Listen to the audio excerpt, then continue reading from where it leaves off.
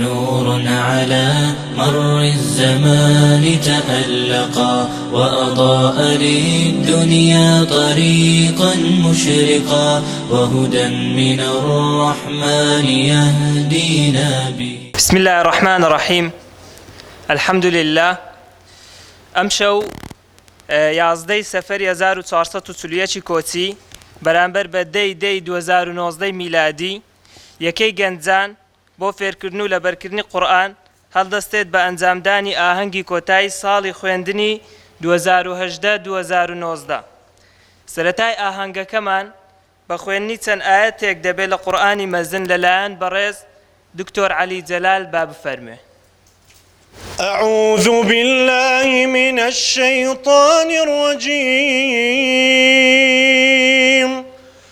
بسم الله الرحمن الرحيم. ومن يسلم وجهه إلى الله وهو محسن فقد استمسك بالعروة الوثقى وإلى الله عاقبة الأمور. ومن كفر فلا يحزنك كفره إلينا مرجعهم فننبئهم بما عملوا إن الله عليم بذات الصدور. نمتعهم قليلا ثم نضطرهم إلى عذاب غليظ ولئن سألتهم من خلق السماوات والأرض ليقولن الله قل الحمد لله بل أكثرهم لا يعلمون. لله ما في السماوات والأرض إن الله هو الغني الحميد. ولو أن ما في الأرض من شجرة أقلام والبحر يمده من بعده 7 أبحر ما نفدت كلمات الله إن الله عزيز حكيم.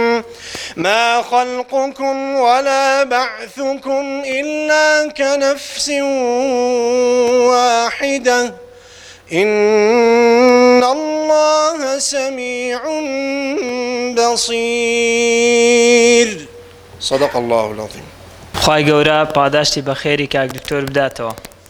بەڕێزان گوێ دەگرین لە وتەی بەخێرهاتن و خستنە ڕووی داتا و زانیاریەکانی ئەم ساڵی خوێندن لەلایەن بەرپرسی یەکەی گەنجان مامۆستا محەممەد عەبدوڵڵا با بفەرمێ. بسم الله الرحمن الرحيم. الحمد لله على سابغ نعمائه والشكر له سبحانه على وافر آلائه وعلى آله وصحبه وسائر أوليائه إلى يوم البعث ولقائه. أما بعد. بريزان أنداماني أنزمني كارجيري أندام ماندونا سكاني دزقاي نوري حكمة ما مستاخم خوكاني الربازي إسلامتي قتابياني شيداي فيربون لبركني قرآن مزن بخيبين بو آهنجي كوتاي صاري خويندني 2019 ليكي گەنجان بو فيركن لبركني قرآن مزن لناخي دڵمانەوە بەخێر هاتنێکی گەرمتان دەکەین هیوادارین بێکەوە لەژێر فەرموودەی خۆشەویستمان عليه الصلاة والسلام کۆبینەوە کە دەفەرموێ خيركم من تعلم القرآن وعلمه. بەڕێزان سەبات بە داتا و زانیاریەکانی یەکەی گەنجان بۆ فێرکردن لەبەرکردنی قورئانی مەزن بەشی برایان یەکەی گەنجان لە دوو بەش پێک دێت. یەکەم فێرکردنی قورئانی مەزن، دووەم لەبەرکردنی قورئانی مەزن. بەشی فێرکردنوانەکانیان بریتی بوو لە جوان خوێندنەوەی قورئانی مەزن وهروها لەگەڵ تەجوید قۆناغی یەک کە پێ دەگوتە یەکی بەرایی خوێندنەوەی جزئەکانی 1 تا 5 بوو وهروها قۆناغی دووش جزئەکانی 1 تا 10 خوێندەوە وەکو تێبینی ئەمە تەنها ژماری ئەوانەیە کەوا 5 جزئیان تەواو کرد لە قۆناغی 1 و ئەوانەشی کە لە قۆناغی 2 10 جزئیان تەواو کرد چەندی قوتابی تریشمان هەیە لە قۆناغی 1 بەردەوامن بەڵام تا ئێستا قۆناغی یەکیان تەواو نەکردیە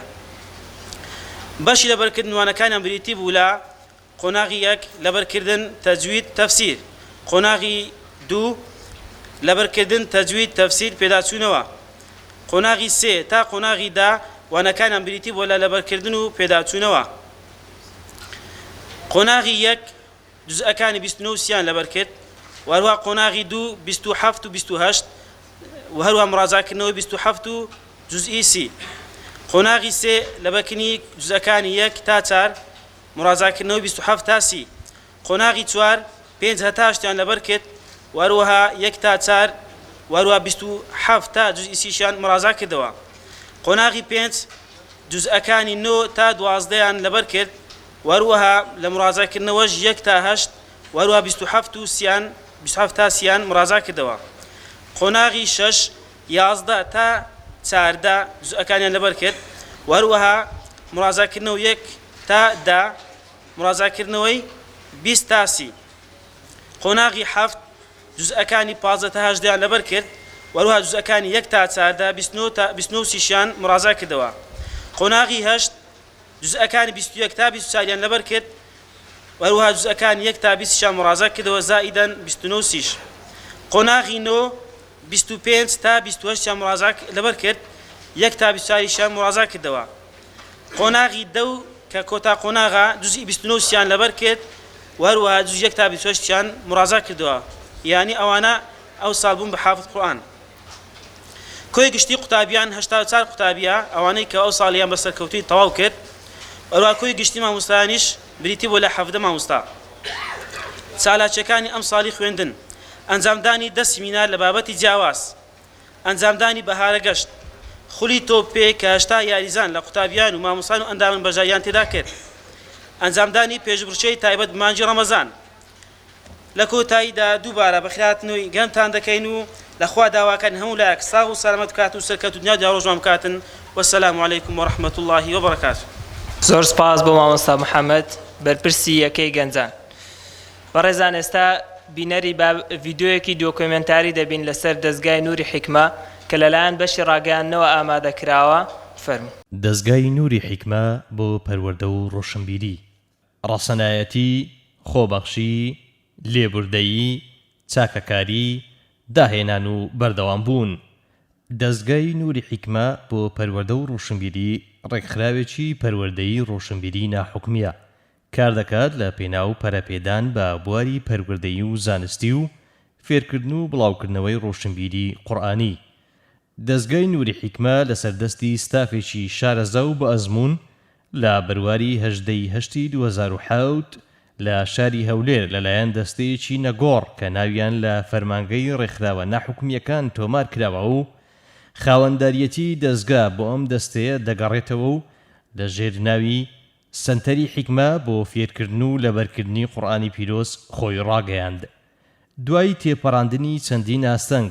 کۆڵی نەدا لە ئەنجامدانی چەندین چاڵاکی ڕۆشنبیری و نمونەی بەرفراوان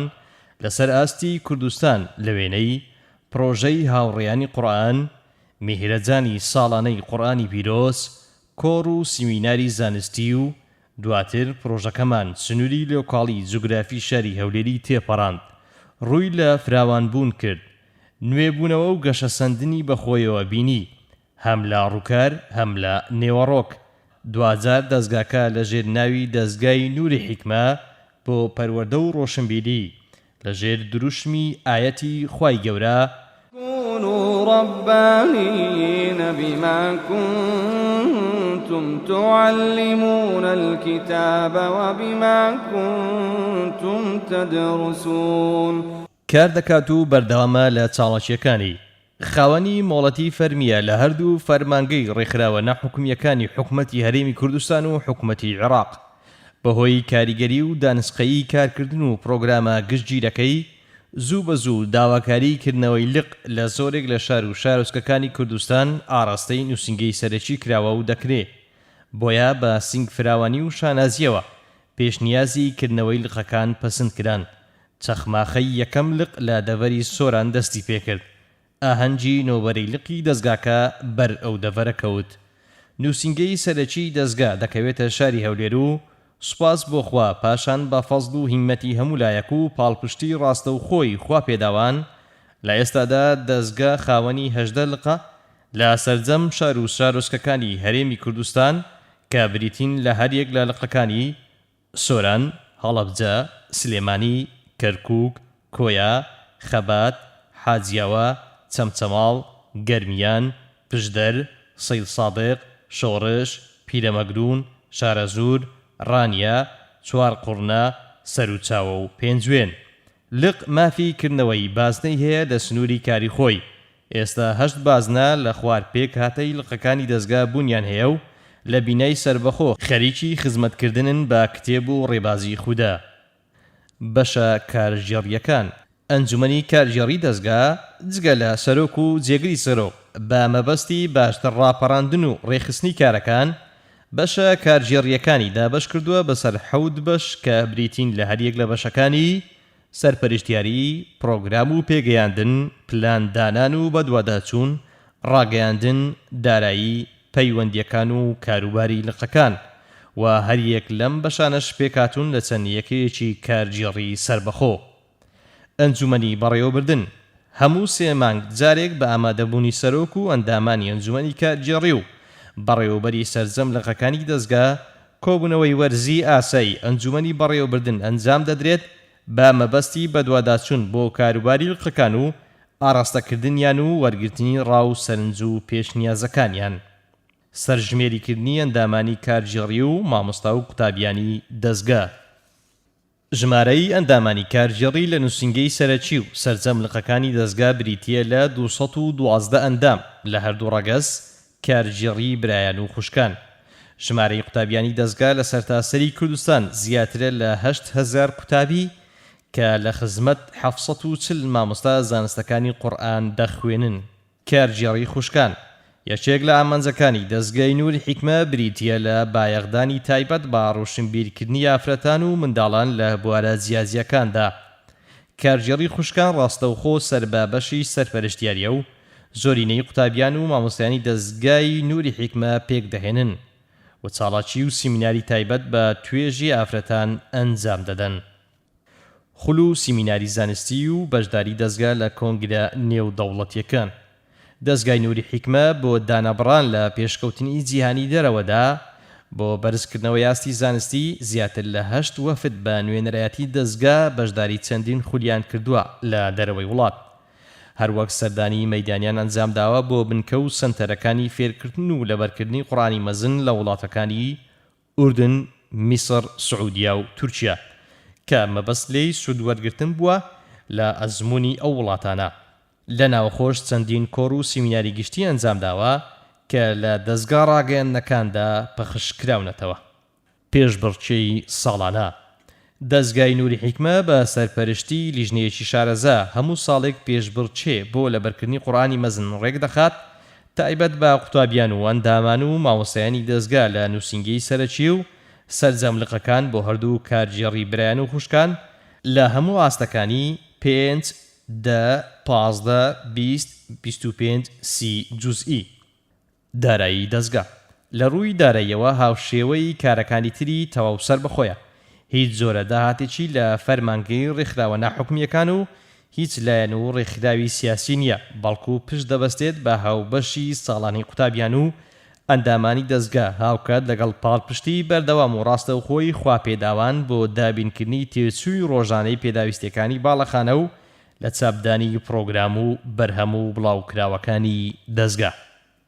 دروشمەکانی دەستگای نووری حیکمە بۆ پەروەردە و ڕۆشنبیری کاردەکەین و کۆڵ نادەین تا ڕووناچی ئەم نورە دەگەێنین بە سەرجەم شار و شارۆچکە و دێهاتێکی کوردستان بە خۆداچوونەوە و نوێبوونەوە و گەشەی بەردەوام دەکەینە 3 کۆڵەگەی کاری دەستگامان 3 کوچکەی هیوای لەسەر هەڵدەچنین ئەوەش بەڵێنی سەرەتا و کۆتاییمانە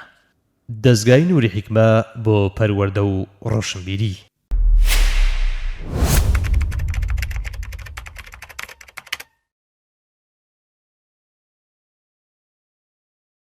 بەڕێزان ئێستاش خەڵات دەدەین بە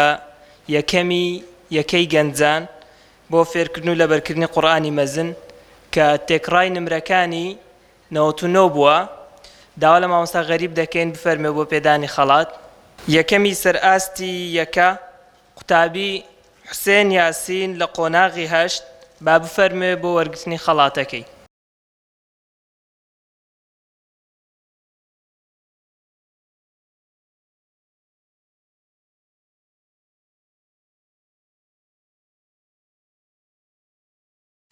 زۆر سپاس بۆ مامۆستا غەریب، زۆر سپاس بۆ مامۆستا حوسێن. بەڕێزان ئێستا گوێ دەگرین لە چەند وتەیەکی بەپێز لەلایەن مامۆستا حەسەن عەبدوڵڵا بە ناونیشانی پابەندی بە قورئان با بفەرمێ. بسم الله الرحمن الرحيم الحمد لله رب العالمين وأصلي وأسلم على حبيبنا وقرة أعيننا محمد وآله وصحبه أجمعين. خۆشەویستان، مامۆستانی عەزیز، برانی خۆشەویست، ئەهلی قورئان، خۆشحاڵم لەم شەوە شەوێکی نورانی لە خزمەت باسێکی نورانی لە خزمەتتانم. خوای پەروەردگار جەلە جەلالوه بمانکە بە ئەهلی قورئان تا ببین بە ئەهل الله وخاصته. ڕۆژی قیامەت قورئان تکاکارمان بێت، دلیل بێت بەدەستمانەوە، حجە نەبێت بەسەرمانەوە. خۆشەویستان، معلومی هەموو لایەکە کە خوای پەروەردگار جەلە جەلالوه قورئانی دابەزاند تا شوێنی کەوین، هەروەک چۆن پێغەمبەری خوا محەممەد صلی الله عليه وسلم پەروەردگار داوای لێ کردووە کە شوێنی کەوێت، شوێن قورئان کەوێ. واتبع ما أنزل إليك من ربك. بە هەمان جۆر ئێمەش مرۆڤەکان بەگشتی داوایان لێکراوە کە شوێنی قورئان کەون. واتبعوا أحسن ما أنزل إليكم من ربكم. هەمومان شوێن کەوتنی قورئانمان لێ داوا کراوە. وەکو وەسیلەیەکیش خوێندنەوەی قورئان دەگرینە بەر، چونکە وەسیلەیەکە بۆ لێ تێگەیشتن و پاشان لە ناودا وربوونەوەی و پاشانی جێبەجێکردن و تەطبیقکردنی. ئەوە شتێکی غەریبە لە ناوماندا کە ئێستا تەنها خوێندنەوەی قورئان بووە بە شوێن کەوتنی قورئان. طبعا ئەوە بەشێکی مقدمەیەکی سەرەتاییە. خوێندنەوەی قورئان بەس ئەوەندە نەبێتە ژیان، نەبێتە تەرجەمەی حیاتی ئینسان. ڕەنگە خەڵکی بێدینیش و خەڵکی عەلمانیش و خەڵکێکی دوور لە خوا و لە قورئانیش لەوەدا پشتیوانیت بکە. لە زۆرێک لە وڵاتانەی کە دژایەتی قورئانیش دەکەن، ئەوانەی کە قورئان لەبەر دەکەن خەڵاتیان دەکەن، بەڵام ڕەنگە ئەگەر قورئان جێبەجێ بکەن زیندانیان بکەن. خوای پەروەردگار ئەوەی لێمە داوا کردیە شوێن قورئان کەبین، لە ژیانی خۆشماندا جێبەجێکەین. وەکو یەشێ لە زانانە فەرموێت خوا سبحانه وتعالى قورئانی دابەزاند ليعمل به فاتخذ الناس تلاوته عملا. عملی پێ بکرێت کەچی خەڵک بەس خوێندنەوەی کرد بە عەمەل و وەکەئەنەما جێبەجێیان کردێ. ئەگەر ئینسان قورئان بخوێنێت و لێشی تێبگا و پاشانی جێبەجێکە، بێگومان ژیانی تەواو گۆڕانکاری بەسەردادێت لە چاکیشەوە بۆ چاکتر. إن هذا القرآن يهدي للتي هي أقوم. ژیانی ئینسان بە جۆرێک دەگۆڕێ کە مایەی دڵخۆشی خۆیتی و هۆکاری ڕازبوونی پەروەردگاریشتی سبحانه وتعالى. ئەصحاب و هاوڵانی بەڕێزی پێغەمبەر صلى الله عليه وآله وصحبه وسلم کە لە قورئان تێدەگەیشتن و شوێنی کەوتن، هەموو شتیان گۆڕا. ژیانی تاچیان گۆڕا، ژیانی خێزانیان گۆڕا، ژیانی گۆی زەویشان گۆڕی بە فەزلی خوای پەروەردگار بە شوێن کەوتنی ئەو قورئانە مەزنە. لە ضەیقەتی دڵ و حاڵیان خوا سبحانه وتعالى ئیطمئنانی پێبەخشین، گۆڕان بۆ ئارامی دڵ و دەرونیان. لە تاریکی ماڵیان خوا ڕۆشنایی پێبەخشین، لە پەرستنی بت و غەیری خوا سبحانه وتعالى قورآن گۆڕینی بۆ ئەوەی بەس خوا بپەرستن خوا بناسن و بەس ئەویش بەندایەتی بکەن لە زوڵم و لە زوڵمات خوا ڕزگاری کردن بۆ عەدل و عەدالەت و ئیحسان و چاکەکاری لە مجتمع یان جیل فئرانی عدید خوا سبحانه وتعالى گۆڕینی بۆ جیل قورآنی فرید هەموو شتێکیان گۆڕا لە ژیانی خۆیاندا ئەمەش بە شوێن کەوتنی قورآن بەهۆی قورآنەوە ئینسان عەزیز دەبێت چونکە وإنه لكتاب عزيز وجێی شانازیشە ئینسانە کە خوێنەری قورآن بێ یعنی قوتابی قورآن بێ لەبەرکاری قورآن بێ خزمەتکاری قورآن بێ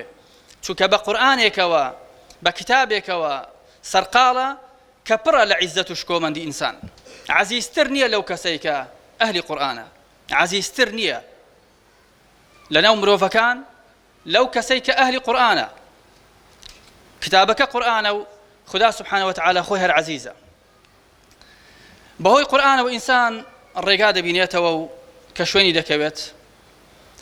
هەم لە خۆی تێدەگا لە ژیان تێدەگا لە خالقی کەون و کائینات و بوونەوەریش تێدەگا ئینسانێک نابێت کە ڕواڵەتیان زۆر جوان و زۆر کەشخە و سەرنجڕاکێش بەڵام لە ناخیدا ناخێکی وێران بێزار لە خۆی بێزار لە ژیان و خەڵکیش لە دەستی بێزارە قورآن ئینسان دروست دەکات دروست واتە بنیاتی دەنێ ناخی سەرنج بدەین خوا سبحانه وتعالى کە دەفەرمێ الرحمن علم القرآن خلق الإنسان علم القرآن تعليمي قرآن دوای ئەوەی کە ئینسان هەیە بەس بۆچی پێشتر دەفەرمێ علم القرآن دوای دەفەرمێ خلق الإنسان خلق الإنسان بمعنى ناوچەکەی بمعنى ناوەڕۆچەکەی ئەوەی کە ئینسان لە ناخەوە دروست ببێ فعلا ئەو ئینسانە بێ کە خوا ڕێزی لێ گرتیە ئەوە لە دوای ئەوە دەست پێ دەکات کە ئینسان خۆی فێری قورآن کرد و بوو بە ئەهلی قورآن قورآن لە ژیانیدا جێبەجێ بوو ئەگینا دواتر ڕەنگە هەر بەشەرێک بێت ڕواڵەتیەن لە بەشەر دەچێت بەڵام کە دوور دەکەوێتەوە لە قورآن ئەوە کە خوا سبحانه وتعالى فەرمووی لقد خلقنا الإنسان في أحسن تقويم دوایی کە دەستبەرداری قورآن دەبێت شوێنکەوتوی قورآن نابێ ئەوەی بەسەردا جێبەجێ دەبێت ثم رددناه أسفل سافلين چونکە پشتی تێدەکات جا ئەوانە سەیری کۆمەڵی خەڵکێن ئەوانەی کە قورآن ناناسن و قورآن ناخوێنن لێی تێناگەن و بەهۆیشیەوە پێناگەن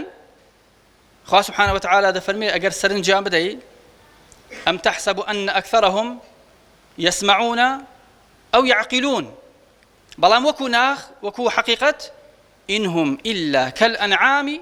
لبرت موضوعكش كالأنعام التي دا بل هم أضل سبيلا لا للسبيل للرقدا للشوازي الجيانيان دا وكباسم كرد للروالتي دا زور جوانتر بون خوشتر سرنز راكشتر بس لناخو دروني دا الرخاوة الرقاية كما يشكو من ديو سربرزي إنسانة بزري كردية بويش هالروجي قيامت هل أو كسانا وقالوا لو كنا نسمع أو نعقل لسروا فرموي أم تحسب أن أكثرهم يسمعون أو يعقلون فعلا كسمع يانية جوين أقرأ القرآن عقلش يانية تا راب من لو كون كائنات آيات إخوة سبحانه وتعالى نا يسمعون آيات الله المستورة نا يعقلون في آيات الله المنظورة نلوتي إذا كان كأخوة سبحانه وتعالى ناردويتي دي خوين وجويدي دقرن نلوش بيرد كانوا كأخوة سبحانه وتعالى خستويته بردميان برتاويان وإلى قيامتها دلين لو كنا نسمع أو نعقل ما كنا في أصحاب السعير خوش بيستاني من أم قرآن بو بابند بونا هل يشكل إيما سير كين تند بهوي قرآن تند بابندي قرآنين بهوي قرآن شواء واندا دل خوش بين سود من دبين بۆ خۆشمان بەختەوەەر دەبین خەڵکیش لە ژێردەستی ئێمەیان بەهۆی ئێمەوە بەختەوەەر دەبێت ئەوە قورئانە کە تەنها پارێزەری ئینسانەکانە لەوە کە ببن بە دڕندە لەوە کە ببڕن بکوژن لەناوبەرن مای ترس و بین بن بۆ خەڵکی چونکە پەروەردەی قورئانن قورئان فێریان دەکا کە بە جۆرێک بن ڕێز لە خۆیان بگرن ڕێز لە خەڵکیش بگرن ڕێز لە خانەوادەی بگرێ ڕێز لە دایک و باوکی بگرێ لە هەموو خەڵکیێ بگرێ ئەوە ئەهلی قورئانە کە درۆ ناکە چکە دەزانێ خوا سبحانه وتعالى لە قورئاندا لعنەتی کردیە فنجعل لعنة الله على الكاذبين لعنەتی خوا لە کەسی درۆزن بووە ئەهلی قورئان خیانەت ناکات چکە دەزانێ خوا خەوان و کەسی خیانەتکاری خۆش ناوێ ئەهلی قورئان ناکوژێ وەک باسمان کرد بەنەحەق کەس ناکوژێ چونکە خوا سبحانه وتعالى نەهی کردیە ئەهلی قورئان زینا ناکە بۆیە خەڵک لە دەستی ئەمینە دەزانێت چاو نابڕێتە ناموسی کەس دەرگە داناخە لەبەرەوە کە فلان کەسی جیرانی نەبادە چاو ببڕێتە ناموس و کەرامەتی ناوێرە جوڵە بکە لەبەرەوە کە فعلا سەلامەت نابێ ئەو کە خەڵک دوورکەوتەوە لەم قورئانە ئیتر چ دروستە بێ بەناو ژیان بەڵام لێوان لێو لە ژان هەموو ئەوەی کە شتێک وەکو منزەر خەڵک لە هیچی کەم نییە بەڵام وەکو جەوهەر خەڵک ڕەنگە زۆربەی شتەکانی نەبیت ئەوە سەبەبی دوورکەوتنەوەی خەڵکە لە قورئان وەکو باسیشم کرد قورئان ئێستا ئەم سەردەمەی خۆمان زۆربەی طەبع چاپکردنی قورئان ڕەنگە لەو سەردەمەی خۆمان بیت بەڵام هەمیشە وان لە خەڵک گاندیە یان خەڵکی خراپەکار و خەڵکی زاڵم مستەمکار خەڵکە کە بەرژەوەندی لەوەدا نییە بەرژەوەندی تەسکی و پڕ لە نەهامەتیەکەی خۆی لەوەدا نییە کە قورئان جێبەجێ بکرێ خەڵک تەنها وا پەروەردە دەکات کە ئەم قورئانە بەس بۆ خوێندنەوەیە تەنانەت بۆ مردیش بخوێنەوە خلاص بەس بخوێنەوە خلاص جێبەجێ مەکە تەطبیقی مەکە داوایشی مەکە کە تەطبیق بکرێ لە کاتێدا خوا سبحانه وتعالى بۆ تەطبیق و بۆ عمل پێکردن و بۆ پێوە پابەندبوون قورئانی دابەزاندیە کێشەکەشمان لەگەڵ خەڵکی دیکە خەڵکی لاڕێ خەڵکی ستەمکار ئەوەیە تطبیقکردنی قورئان نەک لە چاپدانی قورئان جاری وهەیە قورئانێک مصحفێک دەبینی ئەوەی کە چاپی کرد ڕەنگە کەسێکی زاڵم چاپی کرد بێت کەسێکە زاڵم بووە باوەڕشی بە تطبیقی قورئان نەبووە بۆ چونکە هەروان هێناوە وا شتێ گەیشتون کە خەڵکی وا پەروەردە کردووە خەڵک بخوێنێتەوە قورئان و پاشان جێبەجێشی ناکە ئەگە جێبەجێ بکا و قورئانێک داوای حکم کات ژاتی دەکەن و لە ناویشی دەبن قورئانێک داوای ئەوە بکا کە بچێتە نێو ناخی خەڵک و ماڵی خەڵک و شوێنی دەسەڵاتی خەڵک و قسە لە هەموو بوارێکەوە بکە بەلانەوە شتێکی یعنی مەقبول نییە ئەو کاتە دەڵێن نابێت دین تەدەخولی ژیانی خەڵکە ئەو کاتە دەڵێن دەبێت دین لە شوێنی خۆی و لە جێگەی خۆی و لە شوێنێکی تەسی خۆی و ژیانی خەڵکیش بە ئاراستەی خۆی و بەجێیشی خۆیدا خۆشەویستانم دڵمان خۆش بی بەوەی کە ئەهلی قورئانین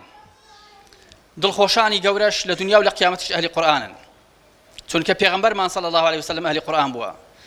پێغەمبەرمان تەڵەبەی قورئان بووە گوێی لە قورئان گرتیە هەر وەکو بۆ خۆشی مامۆستای قورئان بووە پێغەمبەرمان صلی الله عليه وسلم خەڵکی بان کردیە بۆ قورئان ئەوە شەرەفێکی گەورەیە ئینسان خزمەتکاری ئەهلی قورئان بێت خزمەتکاری ئەو مەدرسە و ئەو سەنتەرە و مەرکەزە بێت کە قورئانی تێدا دراسە دەکرێت و دەخوێندرێت و خەڵک لێ تێدەگا و لێ پێدەگا شەرەفێکی گەورەیە وليس بعدها شرف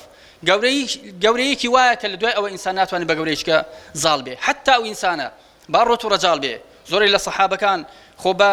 گەورەیان ناو دەنجیان بەوە نەبوو کە هەبوو بوون ئەوانەی کە هەبوو بوون ژمارەیان ڕەنگە مەحدود و معدود بیت بەڵام هەر هەمویان خاڵی هاو بەشی نێوان هەر هەمویان ئەوە بوو کە ئەهلی قورئان بوون لە دەوری قورئان کۆبووبوونەوە خواش بەهۆی قورئان و بەرزی کردنەوە إن الله لا يرفع بهذا الكتاب أقواما أصحابي برزي پیغمبري صلى الله عليه وسلم پیشنجي أو قومانا كخوا برزي كردوا بهوي قرآن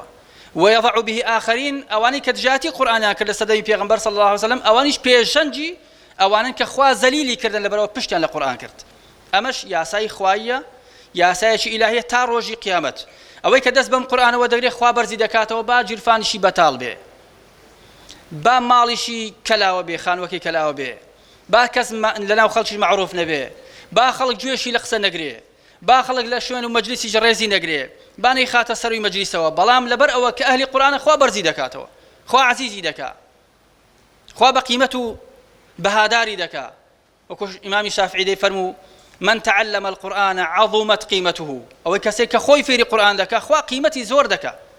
لای خەڵکی بەڕێزتر و گەورەتر دەبیتن لۆی پێشان لەناو میلەتی خۆمان ئەگەر کەسێک ئەهلی قورئان بەیە ئەگەر یەشێک دژایەتی بکرد بە یان قسەیان لەسەر بکرد با دەیانگوت باسی مەکە ئەو کابرایە قورئان لە سینجیدایە لێیگەڕێ یعنی کەئەنەما شتێکی زۆر گەورە بوو فعلا هەرواشە دژایەتیکردنی ئەهلی قورئان دژایەتکردنی مەدرسەیەکی قورئانی سەنتەرێکی قورئانی زوڵمێکی گەورەیە بۆ چونکە دژایەتیکردنی ئەو پەروەردگارەیە کە قورئانی دابەزاندیە خوای گەورە جەل جەلالوه هەمومان لە دنیادا کۆکاتەوە لەسەر خوان و مائیدەی قورئان لە قیامەتیش بمان خاتە فیردەوسی ئەعلا بە بەهەشتی بەرین هەموو لایەکمان شاد بین دوای عمرێک کە پڕ بێ لە خێر و بەرەکەت و سعادة ورزامة خوای پروردگار سبحانه وتعالى. أقول قولي هذا وأستغفر الله العظيم لي ولكم ولسائر المسلمين والسلام عليكم ورحمة الله وبركاته. خوای گەورە پاداشتی بە خێری مامۆستا حەسەن بداتەوە.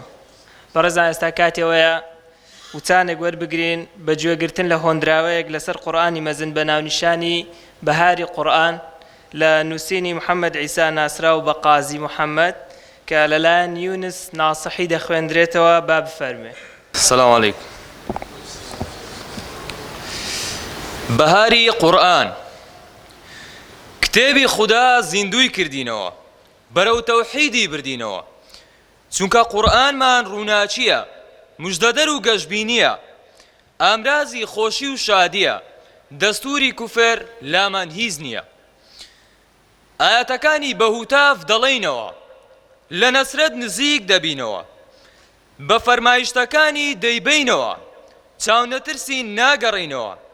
قورئانمان لە سینگە ناکشینەوە دەستورمان قورئانە و هەر دەیڵێنەوە تا نەگەین بە ئامانج ناکوژینەوە لە خراپە ئاگادارمان دەکاتەوە بۆ چاکە گەرممان دەکاتەوە فەرمانمان پێدەدات بە پەرستشەکانی گوێڕایاڵ بین بە ئەمر و نەهیەکانی لەبەری بکەین تێکڕا بە جوانی کار بکەین بە هەموو ئاەتەکانی ئەوەی زانیوتە و دەتوانی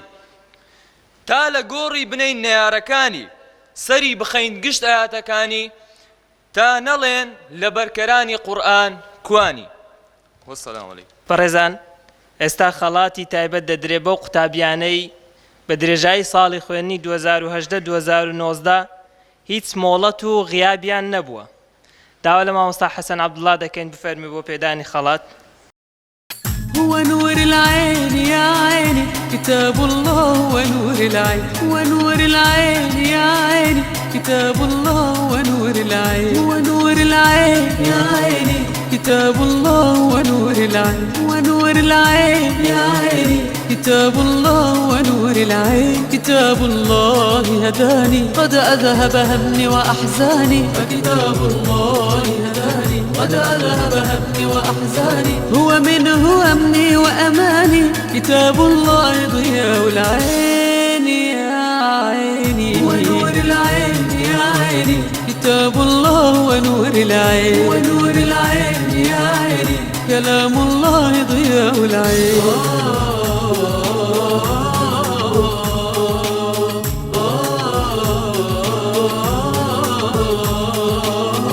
همك يزول أحزانك وتلقى السرور أحواله همك يزول أحزانك وتلقى السرور أحواله تحلى الحياة بقرآنك قلبك يحن والقلب يلين همك يزول أحزانك وتلقى السرور. زۆر سپاس بۆ مامۆستا حەسەن. بەڕێزان ئێستا بینەری ڤیدیۆیەکی دۆکۆمنتاری دەبین لەسەر چاڵاکیەکانی یەکەی گەنجانی ئەم ساڵ کە لەلایەن بەشی ڕاگەیاندنەوە ئامادە کراوە. نور على مر الزمان تألقا وأضاء للدنيا طريقا مشرقا وهدى من الرحمن يهدينا به للصالحات وللمكارم والتقى نور على مر الزمان تألقا وأضاء للدنيا طريقا مشرقا وهدى من الرحمن يهدينا به للصالحات وللمكارم. أعوذ بالله من الشيطان الرجيم فآمنوا بالله ورسوله والنور الذي أنزلنا آمنوا بالله ورسوله والنور الذي أنزلنا والله بما تعملون خبير يوم يجمعكم ليوم الجمع ذلك يوم التغابن ومن يؤمن بالله ويعمل صالحا يكفر عنه سيئاته ويدخله جنات تجري من تحتها الأنهار خالدين فيها ذلك الفوز العظيم. تجري من تحتها الأنهار خالدين فيها أبدا ذلك الفوز العظيم. ما كان لبشر أن يؤتيه الله الكتاب والحكم والنبوة ثم يقول للناس كونوا عبادا لي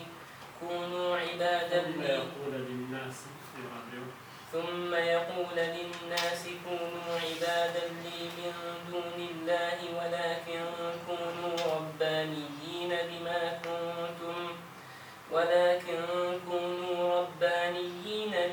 كنتم تعلمون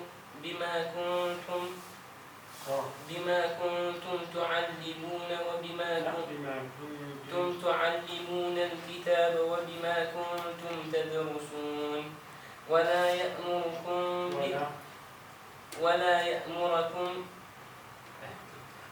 يأمركم أن تتخذوا الملائكة والنبيين أربابا أيأمركم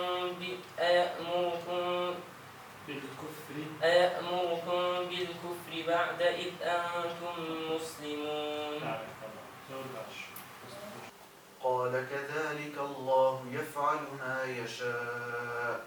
قال رب اجعل لي آية. قال آيتك ألا تكلم الناس 3 أيام إلا رمزا واذكر ربك كثيرا وسبح بالعشي والإبكار. وإذ قالت الملائكة يا مريم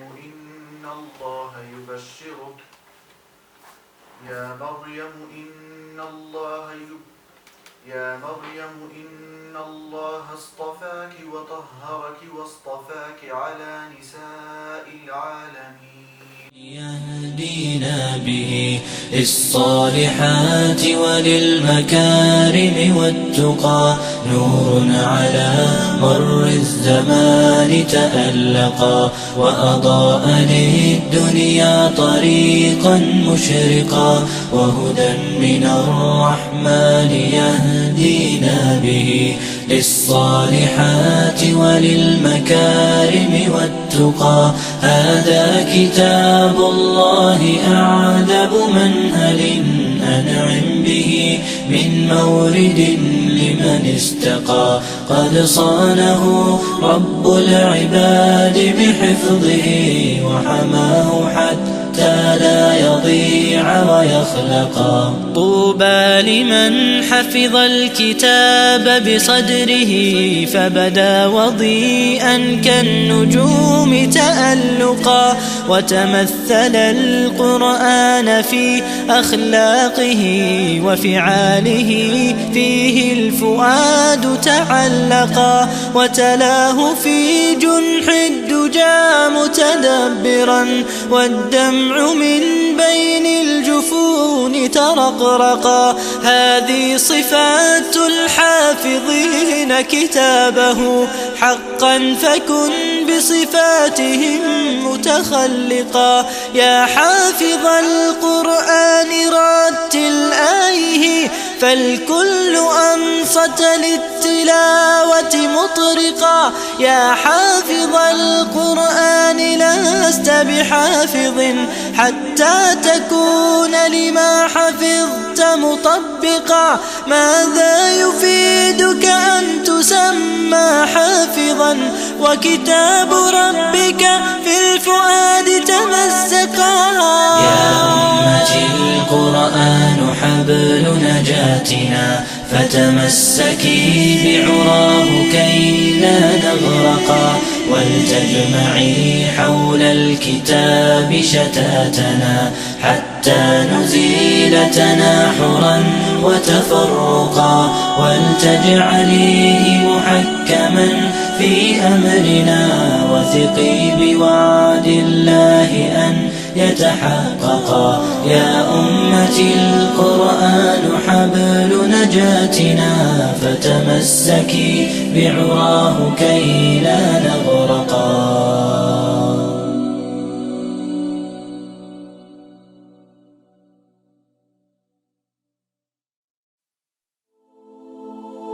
خفق الفؤاد بأضلعي وشجاني وترقصت طربا لكم أشجاني اليوم قطف ثمار خير قد مضى اليوم حفلة حفظك القرآن اليوم حفلة حفظك القرآن خفق الفؤاد بأضلعي وشجاني وترقصت طربا لكم أشجاني اليوم قطف ثمار خير قد مضى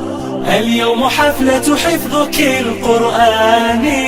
اليوم حفلة حفظك القرآن هذه الوجوه النيرات بقربها تزهو عليها حلة التيجان 15 بكن قد انتشأت وتفخرت صدقا على الأقران أنعم به جمعا كريما طيبا أنعم بكل الطهر والإحسان مضت السنون وحان وقت حصادك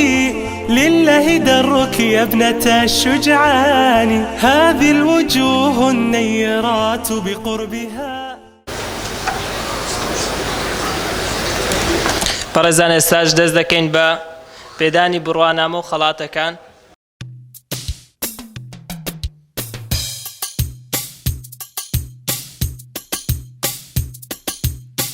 ئەم قورئانە هۆی ژیانە تاجی سەری موسڵمانە ئەم قورئانە هۆی ژیانە تاجی سەری موسڵمانە هەر کەسێ پەیڕەوی بکە لە دوا ڕۆژدا شادومانە هەر کەسێ پەیڕەوی بکە لە دوا ڕۆژدا شادومانە ئەم قورئانە ئەم قورئانە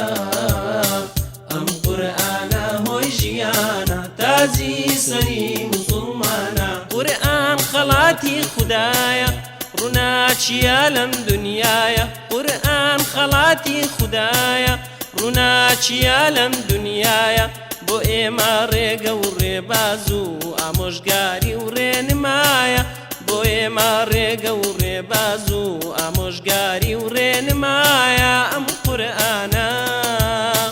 ئەم قورئانە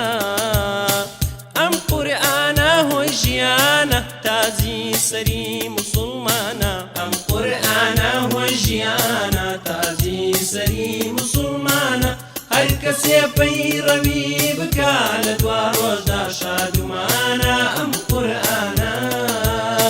ئەم قورئانە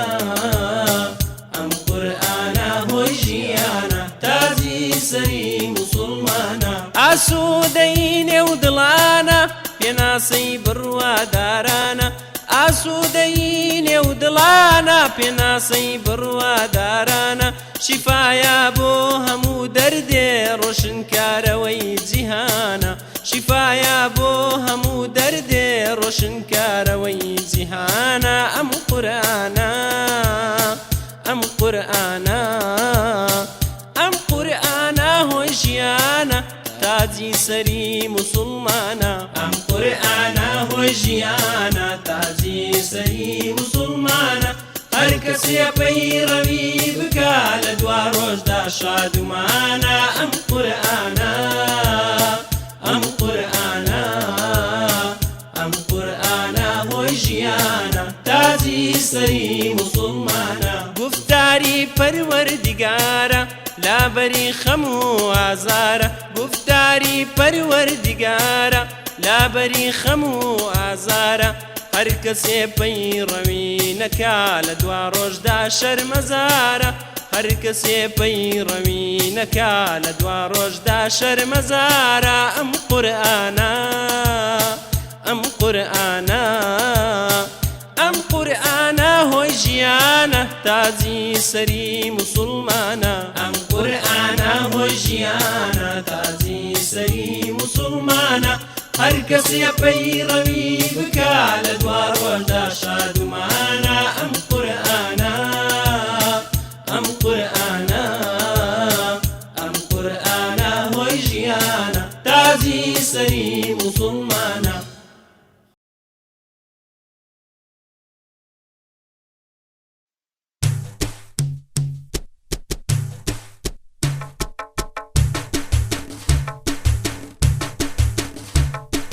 کوردی خاوەنی ئەم بەرنامە بێ ئەم بەرنامە بێ پەروەردەی دەستی ئەم قورئانە بێ ئەم قورئانە بێ بۆ دنیا و دوایی بێدارانە بێ بێدارانە بێ کوردە دەهەستا بێدار بەوا تۆش بێدار بەوا تۆش قورئانەکەی خوا مەکە فەرامۆش مەکە فەرامۆش تەنها قورئانە چارە بیر و هۆش چارە بیر و هۆش کوردی خاوەنی ئەم بەرنامە بێ ئەم بەرنامە بێ پەروەردەی دەستی ئەم قورئانە بێ ئەم قورئانە بێ بۆ دنیا و دوایی بێدارانە بێ بێدارانە بێ هەر لە قورئانە چرۆی ئازادی چرۆی ئازادی ئارامی گیانە سەرچاوەی شادی سەرچاوەی شادی گەروا بێ قورئان چۆن بچە یادی چۆن بچە یادی کوردی خاوەنی ئەم بەرنامە بێ ئەم بەرنامە بێ پەروەردەی دەستی ئەم قورئانە بێ ئەم قورئانە بێ بۆ دنیا و دوایی بێدارانە بێ بێدارانە بێ تۆ ئەی بیراکەم کوردی بەشخوراو کوردی بەشخوراو مێژووی ئێستا و کۆن تۆی بێلا نەکراو تۆی بێلا نەکراو هەر لە قورئانە مافی تۆ تەواو مافی تۆ تەواو کوردی خاوەنی ئەم بەرنامە بێ ئەم بەرنامە بێ پەروەردەی دەستی ئەم قورئانە بێ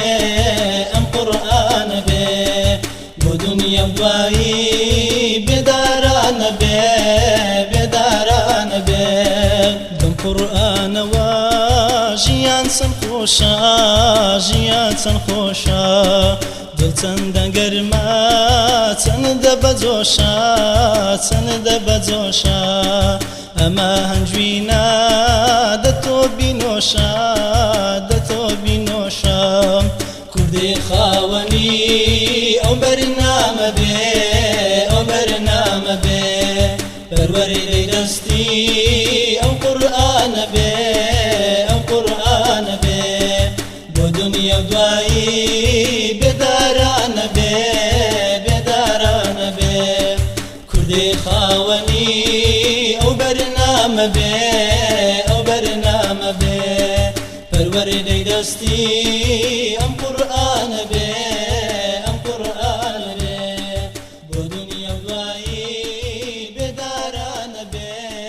بێدارانە بێ کوردی خاوەنی ئەو بەرنامە بێ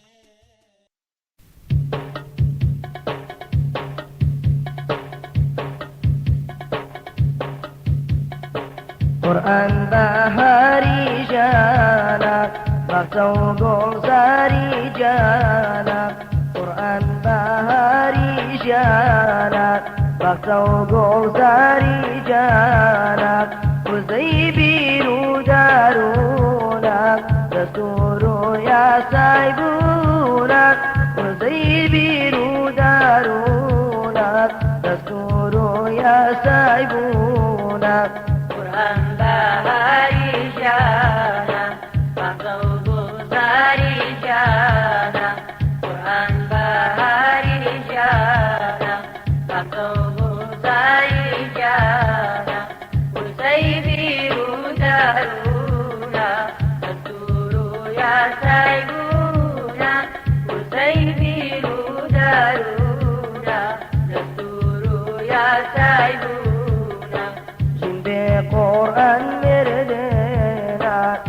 كتاوى شاكر دينا جنبي قرآن مردينا كتاوى شاكر دينا سرقرداني ولادانا زمن باقي رودانا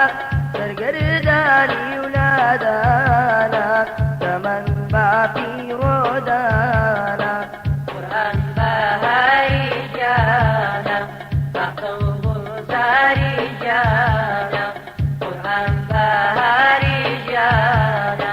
مكتوب بەڕێزان ئێستاش دەست دەکەین بە پێدانی بڕوانامە بە بەشداربووانی خولی بنیادنانی ئیمان لە ژێرسایە قورئان کە لەلایەن یەکەی تیلاوە ڕامان لە قورئان کرابەوە بە سەرپەرشتی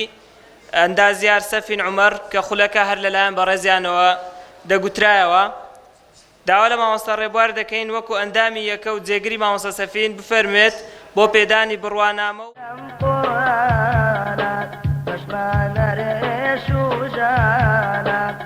كامراني دوري فروروي أجري سوري لكامراني دوري فروروي أجري سوري قرآن بهاري جانا مكتوب زاري جانا قرآن بهاري جانا مكتوب زاري جانا وزيبيرو دارونا ندورو يا سايبونا وزيبيرو دارونا ندورو يا سايبونا